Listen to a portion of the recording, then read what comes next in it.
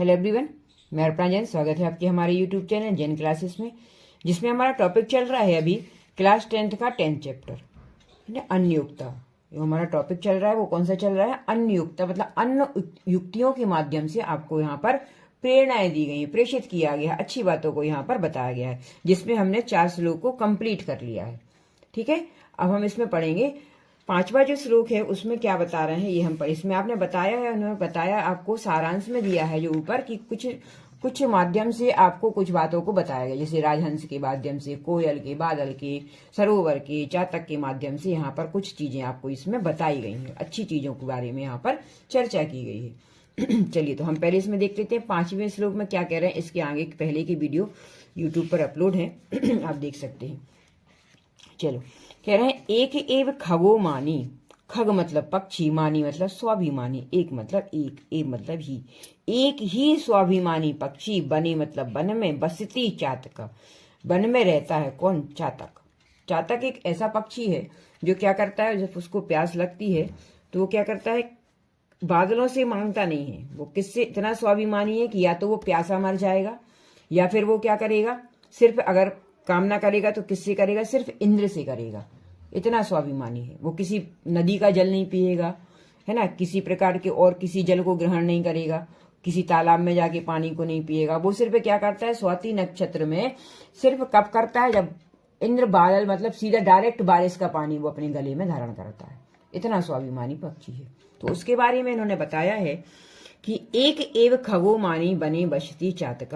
मतलब एक ही पक्षी स्वाभिमानी वन में बसता है या निवास करता है, चातक है वो कौन है? चातक। पिपाशितो व मृयते। पिपाशितो मतलब प्यासा ही मर जाएगा, मृयते मतलब मर जाता है, या बा मतलब या। याचिते व पुरंदरम। पुरंदरम का मतलब होता है इंद्र। या तो वो प्यासा मर जाएगा या फिर इंद्र से ही पानी की कामना करेगा, किसी और से नहीं मांगेगा, किसी और के जल को ग्रहण नहीं करेगा। ठीक है, सरल सा है, बहुत सरल सा है।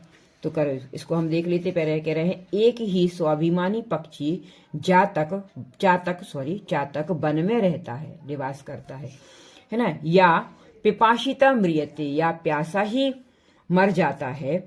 पुरंद्रम याचते वा, या पुरंद्रम या इंद्र से कामना करता है। वर्षा की कामना या तो वो इंद्र से करेगा, नहीं तो वो प्यासा मर जाएगा। मगर वो किसी प्रकार की नदी का, तालाब का, नाली का, नालों का जल ग्रहण नहीं करता, जल को नहीं पीता। वो क्या करता, इतना स्वाभिमानी, या तो वो क्या करेगा कि इंद्र तुम पानी बरसाओ या फिर हम मर जाएंगे प्यासे। ठीक है, इस तरह से उसकी स्वाभिमानी की बात यहाँ पर बताई गई है। सरलार्थ देखो, एक ही स्वाभिमानी पक्षी चातक, उसी को चकोर भी कहते हैं, वन में रहता है, या प्यासा मर जाता है अथवा इंद्र से वर्षा की कामना करता है। या तो वो प्यासा ही मर जाएगा या फिर किससे कहेगा? इंद्र से कहेगा, है ना। उसके अलावा वो कहीं का पानी ग्रहण नहीं करता है। ठीक है, समझ गए, बहुत इजी सा था। चलो नेक्स्ट देख लेते हैं। कह रहे हैं आश्वास्य। आश्वास्य मतलब तृप्त करके, संतुष्ट करके, है ना। आश्वास्य का मतलब क्या निकलेगा यहाँ पे? तृप्त करके या उस चीज को संतुष्ट करके। पर्वत कुलम। क्या पर्वत कुलम? क्या पर्वतों के समूह को, पर्वतों के पूरे कुल को, समूह को। या तो आप क्या करो, पर्वतों के पूरे समूह का कह रहे हैं संतुष्ट करके। ठीक है, फिर कह रहे हैं तपनोष्ण तृप्त। क्या करते हैं उसको? तपनोष्ण तप्तम मतलब सूर्य की गर्मी से तपे हुए। तप मतलब तपना, तो किससे तप गए वो? सूर्य की गर्मी से। तो कह रहे हैं सूर्य की गर्मी से तपे हुए कौन? पर्वतों का समूह, उसको तृप्त करते हैं। ठीक है, अभी इतना देख लो। यहां से जो माँ दिया है इसको हम शब्द को यहां कर देंगे, माँ इधर आ जाएगा तो शब्द बन जाएगा तपतम। तपनोष्ण तप्तम मतलब तपे हुए, सूर्य की गर्मी से तपे हुए। फिर यहाँ पे क्या बचा? ऊ बचा, तो क्या हो जाएगा? उद्दा। क्या शब्द बन जाएगा यहाँ पे? उद्दा मदाव विधुराणी मतलब ऊंचे वृक्षों से जो रहित हैं, है ना, जो ऊंचे ऊंचे जो पेड़ होते हैं ना, उनको कह रहे हैं। तो क्या कह रहे हैं? उन्नत उद्दा मदाव विधुराणी, है ना। यहाँ पे जो यहाँ पे माँ निकल गया तो क्या बचेगा? ऊ बचेगा। तो क्या आ जाएगा? उद्दा मदाव विधुराणी मतलब ऊंचे ऊंचे जो पर्वत हैं, ऊंचे ऊंचे जो वृक्ष हैं, कहाँ पर है जो, काननानी मतलब वन में, वन मतलब जंगल में, ठीक है। उनको क्या कर रहे हैं, क्या कह रहे हैं, उन ऊंचे ऊंचे वृक्षों से जो क्या है, कहाँ पर है, वन में है, उसको तृप्त करके, यहाँ पे ले लेंगे इसको तृप्तम को, वहां पर उसको भी तृप्त कर दिया। यहाँ पर इसका अर्थ लिख लो, क्या कह रहे हैं, ऊंचे, क्या है इसका अर्थ निकलता, क्या निकलेगा, ऊंचे वृक्षों से जो रहित है, ऊंचे उस वृक्षों से रहित, ठीक। मतलब क्या कह रहे हैं कि देखो अर्थ बाद में निकालेंगे, पहले अपन इनका अर्थ निकाल लिया पहले। फिर कह रहे हैं नाना नदी नद शतानी, नाना नदी नद शतानी मतलब अनेक सैकड़ों नदियों को, है ना, शतानी मतलब होता है सैकड़ों, तो क्या कह रहे हैं, अनेक, अनेक नदियों लिख लो या सैकड़ों लिख लो, अनेक नदियों को, चा और पूरित्वा, पूरित्वा मतलब भर कर, उसको अनेक नदियों को भर दें, जल से पूरित कर दें, है ना, जल से पूर्ण करके मतलब भर के या पूर्ण करके, करके। रिक्तोषी, रिक्ता धन असी, शब्द क्या बनेगा इसका, रिक्तोषी का रिक्ता, अर्थ हम इसको संधि विच्छेद कर दें तो शब्द बनेगा रिक्ता प्लस असी, अब अग्र चिन्ह का आ हो जाएगा। तो रिक्ता असी मतलब, रिक्त मतलब क्या होता है, खाली, असी मतलब हो, अगर तुम खाली हो, कौन, यद जलद, है ना, यद शब्द क्या निकलेगा यहाँ पे, यत जा का क्या हो जाएगा, ता, जलद मतलब सरोवर या तालाब या समुद्र, ठीक है। यदि तुम खाली भी हो, सैव तमोत्तमाश्री, तब भी तुम कैसे हो, उत्तम हो, है ना, तब कैसे हो तुम, इसको हम अगर संधि विच्छेद कर दें तो क्या शब्द निकलेगा, तब, ऊ का क्या हो जाए, ओ का क्या हो जाएगा, उत्तमा, तब भी तुम उत्तम हो, श्री मतलब शोभा पाते, उत्तम हो तुम, कौन, कौन, जलद मतलब तालाब, ठीक है। बादल, जलद मतलब सॉरी, जलद मतलब बादल होते हैं, तालाब नहीं, जलद तालाब, सरोवर होता तालाब, तो कह रहे हैं जलद, हे जलद, हे सरोवर, हे सॉरी बादल, हे बादल।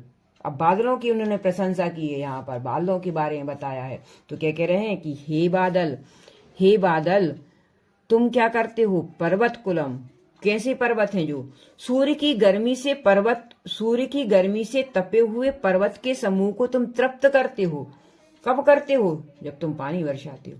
बादल क्या करता है, पानी बरसा, तब तो जितने भी पहाड़ हैं वो क्या हो जाते हैं, संतुष्ट हो जाते, तृप्त हो जाते हैं। वो कैसे होते हैं, सूर्य की गर्मी से, जब गर्मियों के बाद जब बारिश का मौसम आता है तो क्या होता है, सबसे पहले पानी कहाँ आएगा, पर्वतों पे तो जाएगा, है ना।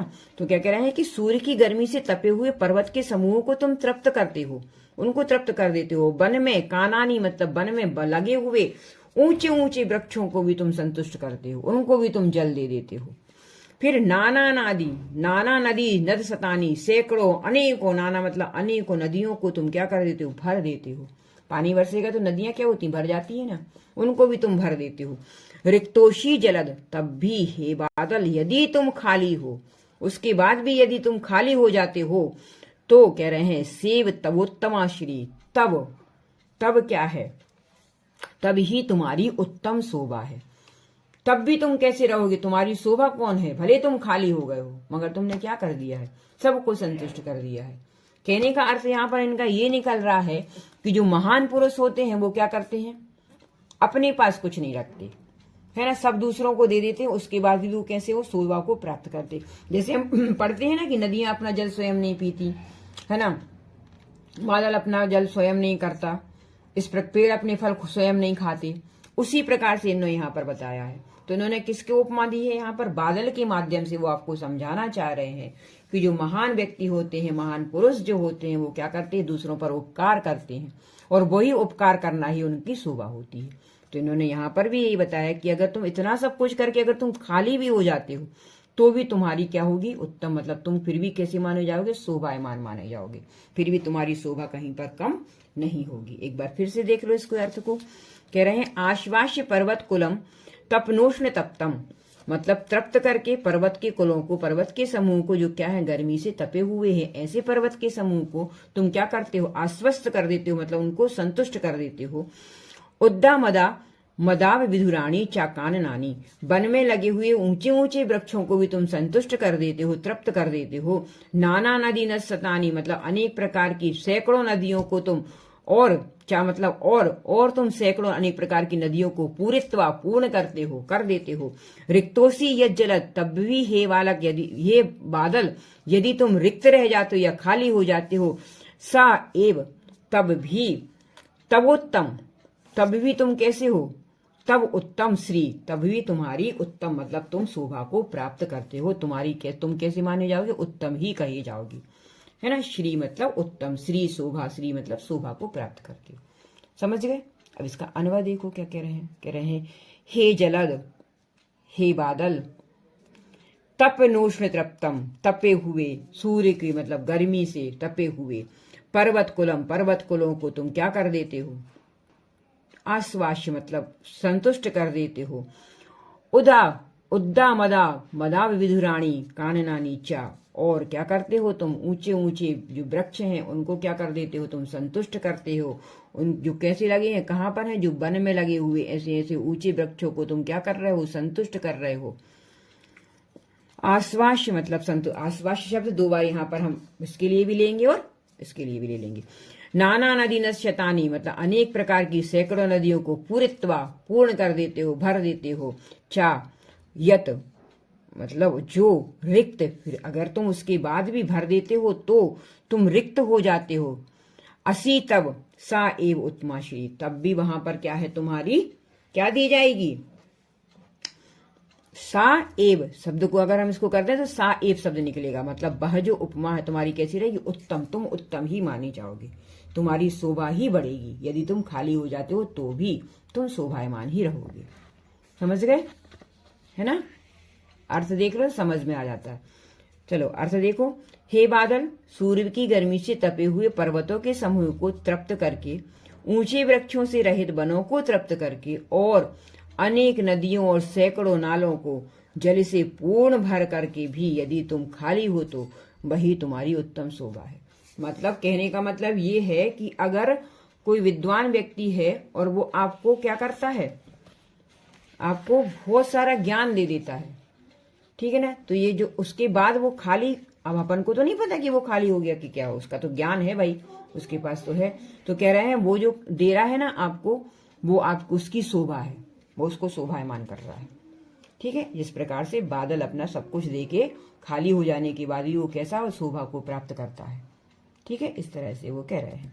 चलो आगे देखो, लास्ट जो है, क्योंकि इसमें साथ ही है, रेरे चेतक, रेरे चातक, चातक मतलब वही हमने बताया ना, चकोर जो पक्षी होता है, चेतक जो कहते हैं उसको चातक। तो क्या कह रहा है, रे चातक, हे चातक, सावधान मनसा मित्र क्षणम श्रुत्वा सूर्यता, सावधान मनसा मतलब अच्छे मन से, सावधान होकर सुनो, ध्यान से सुनो, है ना। यहाँ पर हम इसको क्या कर सकते हैं, सावधान मतलब ध्यान से, मनसा ध्यान से मतलब अच्छे मन से, मित्र मतलब हे मित्र, क्षणम श्रुत्वा थोड़ा सा सुनो, श्रुत्वा मतलब सुनना, थोड़ा सा सुनो, जरा ध्यान से सुनो। तो यहाँ पे क्या हो जाएगा, शूय श्रूयताम, इसका माँ इधर चला जाएगा, इसमें बचेगा आ, तो शब्द बने जाएगा अम्भोदा,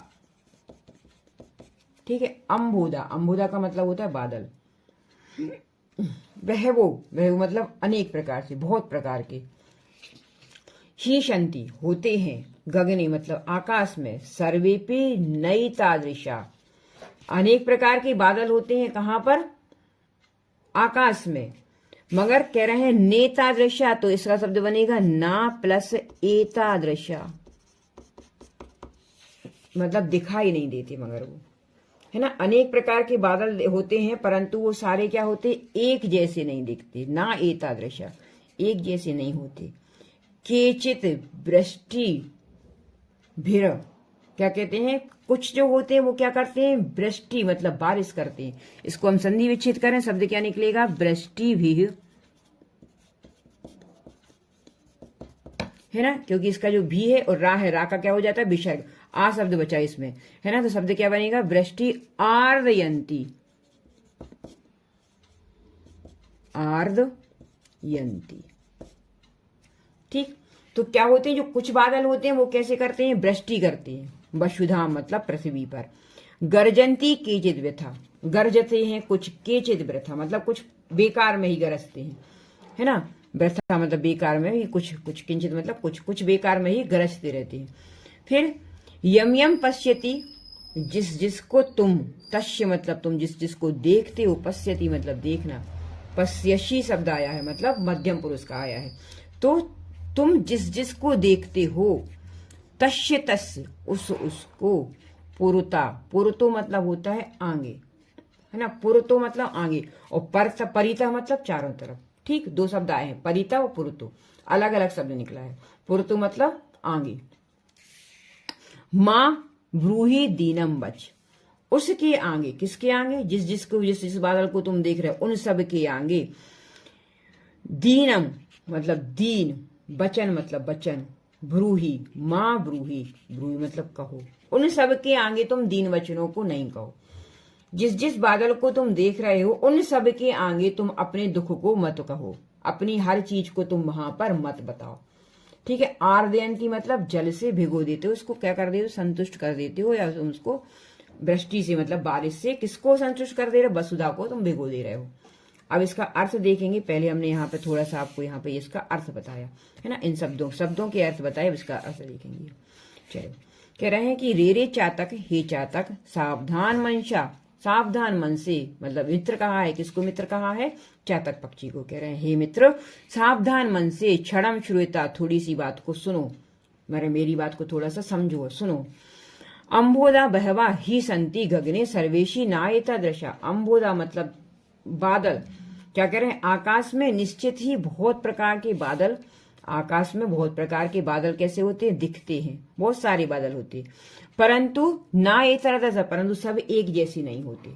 ठीक है, कुछ बादल आते हैं पानी बरसाते हैं, कुछ आते हैं क्या करते हैं, गरज के चले जाते हैं। अपन देखते हैं ना कि बहुत तेज गरजेंगे मगर बरसेंगे नहीं, वो कहते भी ना कि जो गरजते हैं वो बरसते नहीं है, और जो बरसते हैं वो गरजते नहीं है। ठीक है, तो कह रहे हैं बहुत प्रकार के आकाश में क्या है, बादल हैं, मगर वो क्या करते हैं, सभी एक प्रकार के नहीं होते। केचित वृष्टिम भिरत, केचे वृष्टिम वृष्टि भिरह आर्दयंती, कुछ क्या करते हैं, वृष्टि वसुंधरा पर वृष्टि करते, बारिश करते और उसको गीला कर देते हैं। गर्जंती केचित वृथा, और कुछ होते हैं जो सिर्फ क्या करते हैं, गरजते, बस सिर्फ गरजते, बेकार में गरज के चले जाते हैं। ययम पश्यति, तुम जो जो देख रहे हो, तुम जो जो देखते हो, तस्य तस्य पुरतो, उसको उस उसके, पुरतो मतलब उस उसके आगे, मां मतलब नहीं, ब्रूही मतलब दीन, दीन मतलब होता है दीनम मतलब दीन दुखी होकर, वचन मतलब वचन को मत कहो, मत कहो, ब्रूही मतलब कहो। समझ गए क्या कहने का मतलब, यहाँ पे अर्थ क्या निकल रहा है इनका। कहने का मतलब ये है कि संसार में बहुत प्रकार के व्यक्ति हैं और सब तुम्हारे बारे में अच्छा ही सोच रहे हैं, उनके मन में क्या है तुम ये नहीं समझ सकते। ठीक है, कहने का मतलब ये है कि सबके आगे अपने दुखों को मत बताओ, क्योंकि समझने वाला ही व्यक्ति तुम्हारे दुखों को समझेगा, और जो नहीं समझने वाला है वो क्या करेगा, या तो तुम्हारी हंसी उड़ाएगा या फिर दुनिया में जाके उन चीजों को बताएगा। तो कहने का अर्थ ये है कि सबके सामने अपने दुखों को प्रकट नहीं करना चाहिए, यहाँ पर वो ये बता रहे हैं। ठीक है, कहने का अर्थ क्या बता रहे हैं कि सबके सामने अपने दुखों को मत कहो। ये ने किसकी उपमा दे के बताई है तुम्हें, चातक से। जैसे चातक पक्षी होता है वो क्या करता है, कोई भी बादल आएगा तो उसको क्या करेगा, उसको लगेगा कि अब पानी बरसेगा, अब पानी बरसेगा, तो वो अपना मुंह खोल के ऐसे बैठ जाता। तो वो कह रहे हैं कि नहीं, सब बादलों पर तुम विश्वास मत करो कि सब बरसेंगे। इसी प्रकार से उन्होंने कहा है कि सब मनुष्यों के आगे, सब व्यक्तियों के आगे अपने दुखों को मत कहो, कोई किस प्रकार से तुम्हारे दुखों को लेगा ये तुम नहीं जानते। तो ऐसे ही उन्होंने कहा है कि बादल से कवि कह रहे हैं कि हे चातक, तुम सब बादलों पर विश्वास मत करो, क्योंकि कुछ तो आएंगे जो बरसेंगे, कुछ बिना बारिश के ही चले जाते हैं, बेकार में गरजते हैं बस। तो इस प्रकार से तुम जिस जिसको भी देख रहे हो अपने आगे, उनके आगे अपने दुखों को मत रो, मत गाओ। ऐसे वो मनुष्यों के बारे में कह रहे हैं कि हे मनुष्य, सब मनुष्य पर विश्वास मत करो, है ना। कोई किस रूप में आ रहा है, किस रूप में वो तुम्हारे उसको लेगा, ये तुम नहीं जानते। ठीक है, समझ में आया। फिर से एक बार अर्थ को देख लो। कह रहे हे चातक, सावधान मन से कुछ मेरी बातों को सुनो, सुनो मेरी बात को। अंबोदा बह, वो बहुत प्रकार के, गगने, गगने मतलब आकाश में बहुत प्रकार के बादल होते हैं। सर्वे नपी, सर्वे अपी, इसको शब्द निकालेंगे तो सर्वे अपी, सभी एक जैसे नहीं होते। केचित वृष्टिम भीर, आद्रयंती, कुछ आते हैं जो वसुधा मतलब पृथ्वी को गीला कर जाते हैं, वृष्टि करके, बारिश करके। गर्जंती केचित् वृथा, कुछ ही व्यर्थ ही गरज कर चले जाते हैं। यम यम पश्यति, यम यम मतलब जिस जिसको तुम देखते हो उसके सामने, पुरतो मतलब उसके आगे और उसके सामने अपने दीन वचनों को मत कहो, मत बोलो, सबसे अपने दुखों को मत बताओ। कहते हैं ना सब सारे दुख अपन सबको नहीं बताना चाहिए। ठीक है। अन्वय देखो, रे चातक, हे चातक, सावधान मन से क्षणम श्रुतवा, कुछ देर के लिए सुनो।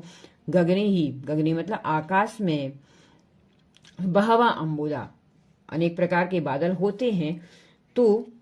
तू सर्वे अपि ना एतद्, वो सब क्या होते हैं, एक प्रकार के नहीं होते हैं।